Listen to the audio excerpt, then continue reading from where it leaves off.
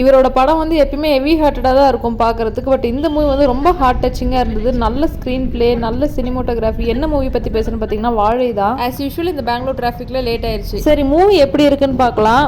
Story என்னமோ ரொம்ப பேசிக்கான ஸ்டோரி, பெருசாக அப்படியாச்சா எப்படியாச்சான்னு சொல்கிற மாதிரியான ஸ்டோரிலாம் கிடையாது. பேசிக்காக இருந்தது. பட் எடுத்திருக்கிற விதம் அந்த மூவியோட நம்மளை ட்ராவல் பண்ண வைக்குது. அவங்க ஃபீல் பண்ணுற பெயினெல்லாம் நமக்கும் ஃபீல் ஆகுது. ஃபர்ஸ்ட் டைம் ஒரு மூவியில் இருக்கிற எல்லா ஆடியன்ஸும் அழுது எண்ட் கார்டு முடிஞ்சு ஸ்க்ரீன் பிளாக் ஆகிற வரைக்கும் யாருமே எழுந்து போகாமல் இருந்தது இந்த மூவியை தான் நான் பார்க்குறேன்.